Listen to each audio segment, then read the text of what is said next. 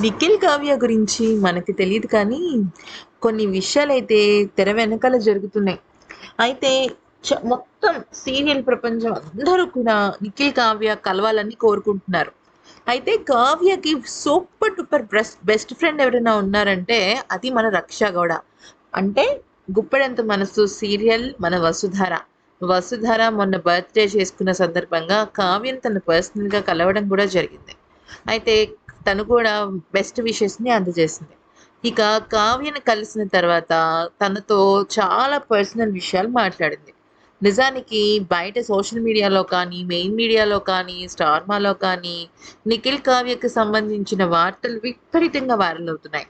ముఖ్యంగా ఆహ్, నిఖిల్ ఎంత బాధ అనుభవిస్తున్నాడు కావ్యతో బ్రేకప్ అయిన తర్వాత అని ఒక పాట రూపంలో తెలియచేయటం, వాళ్ళిద్దరిని కలిపితే వాళ్ళిద్దరు ఎడమొహం పెట్టుకోవటం, ఇవన్నీ కూడా మనం సోషల్ మీడియాలోనే కాదు అసలు టీవీల్లో కూడా చూస్తున్నాం. అంతా చూస్తున్నాం కదా! దీని గురించి వసుధరతో కావ్య చర్చించిందట. అయితే ఇప్పుడు ప్రెజెంట్ వసు అంటే మన రక్ష గౌడ, ముఖేష్ గౌడ ఇద్దరు కూడా కావ్య, నిఖిల్‌ని కలపడం కోసం చాలా పెద్ద ప్లాన్ వేశారు.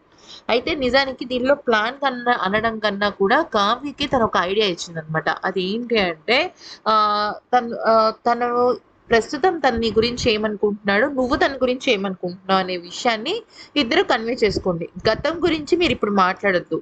ప్రెజెంట్ నీ మనసులో ఏముంది? ఏ విషయం గురించి నువ్వు హర్ట్ అయ్యావనేది మాత్రం నువ్వు తనకు తెలియచెయ్యి.